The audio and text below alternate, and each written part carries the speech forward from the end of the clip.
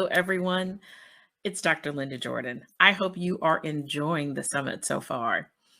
I wanted to take a few moments just to share an experience with you that I have had that I haven't really gone into a lot of details with others, but I wanted to take the opportunity to share it with you today.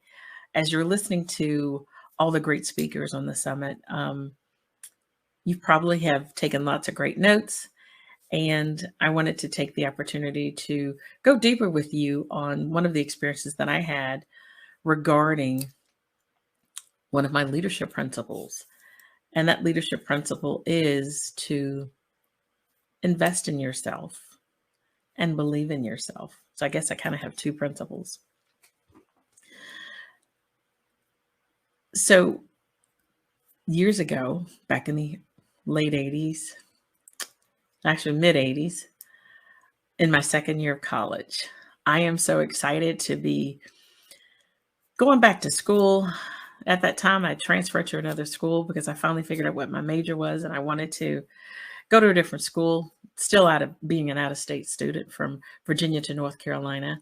And I was so excited. You know, here I am, an adult, taking care of business, getting things done. And I'm getting registered for the fall semester of that particular year. And as I go through the process of getting registered and getting my funding and all of that, I find out that I don't have any money. And you're probably thinking, what do you mean you don't have any money? You're going to college. Well, back then, students were given Pell Grants to go to college. So I guess I'm telling my age. And unfortunately, during that time, there was some changes in the government and there was no funding. There was no Pell Grant money, no money for Linda. My previous older brothers and sisters had gone to college or went to military, and the ones that had gone to college had gone on a Pell Grant. So here I am thinking, yeah, that's going to happen to me. But it didn't.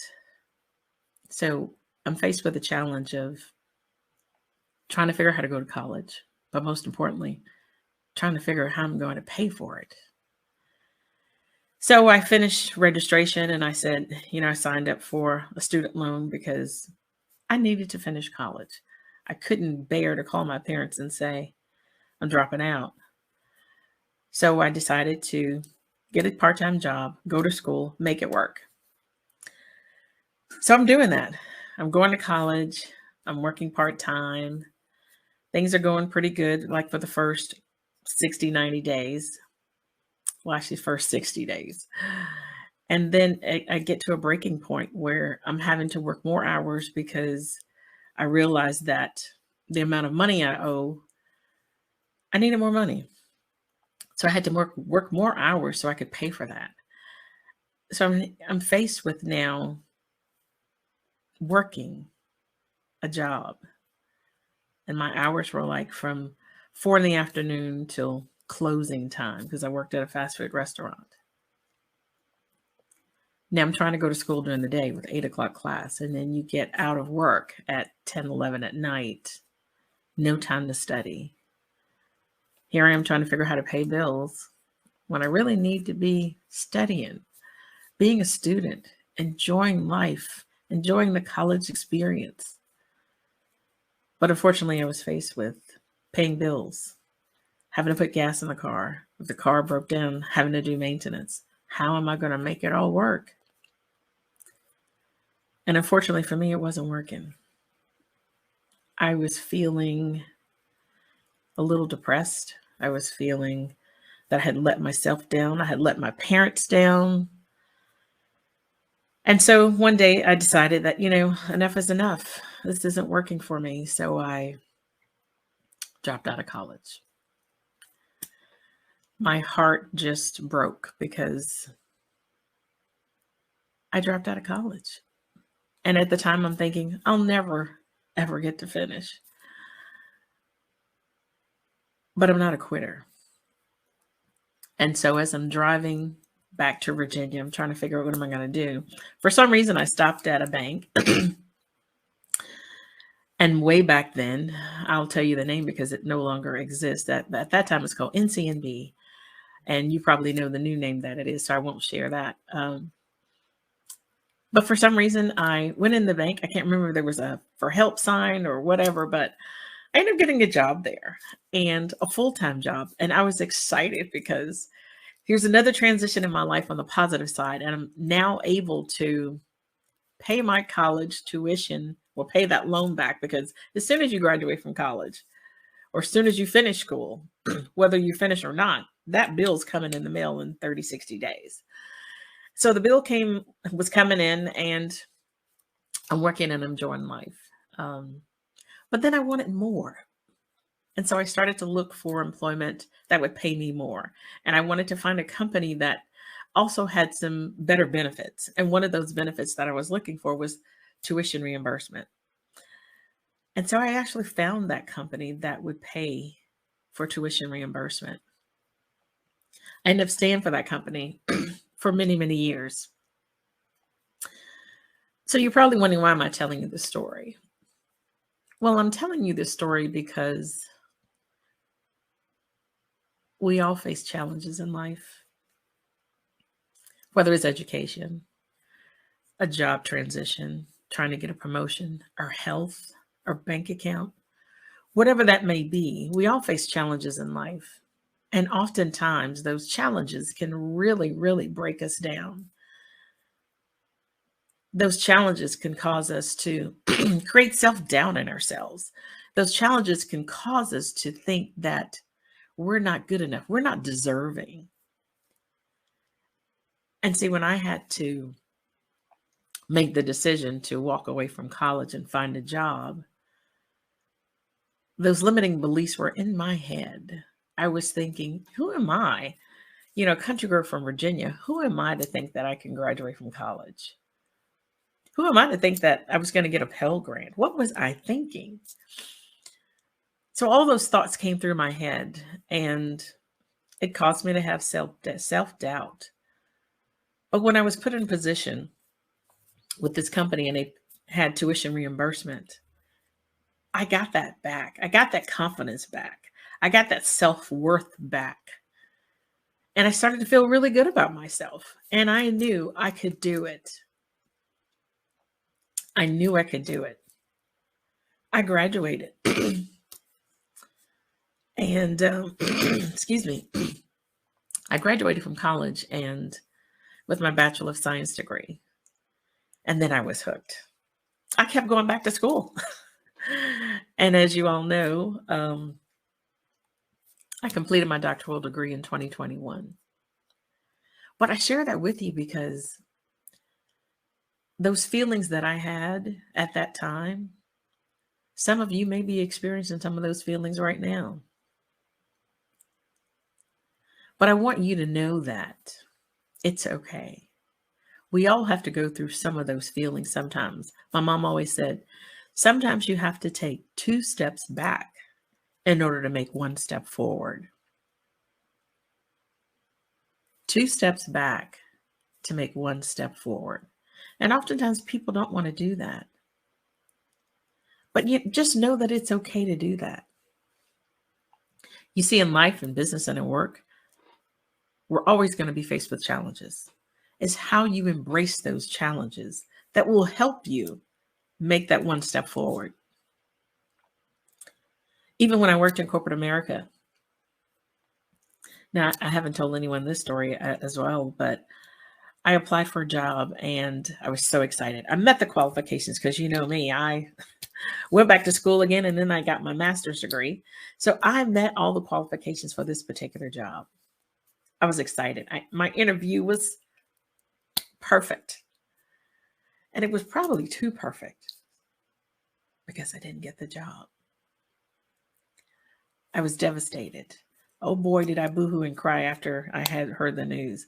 I was devastated because I knew I should have gotten the job. I was the perfect person. I met all the qualifications, whether it was educational and experience. I was more than qualified. But the piece that really hit home for me was when I asked for feedback, I was told that I wasn't the perfect fit. Now, I don't know how you might feel when someone tells you that, but when I was told I wasn't the perfect fit, I was horrified, devastated. Even thinking about it now just kind of hurts me to my heart. And I was thinking, how can I not be the perfect fit? What am I missing?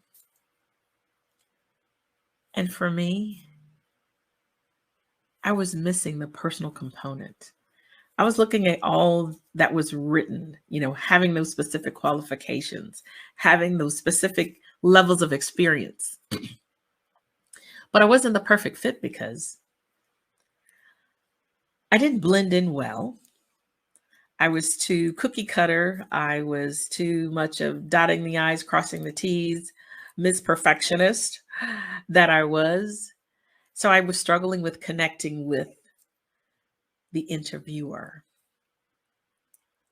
You see, oftentimes we are in different situations in life and we think that we're the perfect fit. But when you don't connect with others the way they wanted to be connected to, they may feel that you're not going to be the perfect fit. You're not going to blend in well. You're not going to gel with the team.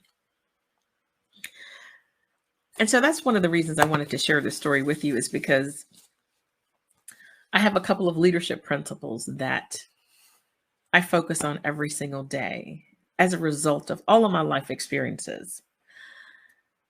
And my first principle is always put God first in your life. And so for those who may not be religious, my apologies if I offend anyone, but that's who I am. And I always put him first in everything that I do. My second principle that I focused on was having confidence in myself, to know that I could do it. Even though I was struggling, I had to have confidence in myself. I had to believe in myself that I could make it through. I could get through these challenges that I was faced with. And I had to feel positive about that. And the third principle that really helped me to progress and to make it through was through it all, even though going through the challenges of working and going to school, getting a job, having someone that can help me with my reimbursement, working for a company, I still needed to invest in myself. I still needed to learn as much as I could. So I want to make sure that all of you that are listening know that, yes, sometimes you have to be willing to learn and you have to be willing to invest in yourself. My mom always told me, she said, one thing that you can do that no one can ever take away from you is learn. Education is so important. And so for me, that's why I continue to get my education. I continue to learn. Still today, I'm still learning all about new challenges, new opportunities. Because once you learn something, no one can take it away. But the one thing that you can do is share it with others. And so today, that's why I really wanted to spend some time with you to share with you a couple of my experiences, in hopes that even if I only connect with one person, then I've done my job. See, I want all of you to know and feel that regardless of what you may be going through, regardless of whatever challenges you may be faced with, or whatever opportunities you may be faced with, because even with opportunities, sometimes come fear and you start to self-doubt yourself. But I want you to know that you can do it. Put your mind to it and you can do it. I always say, if you can believe it, then you can achieve it. If you can dream it, then you can achieve it. So don't let self-doubt, don't let the naysayers hold you back from illuminating your potential and living your best life. I'm Dr. Linda Jordon, and I hope you continue to enjoy the rest of the summit and have a fabulous day.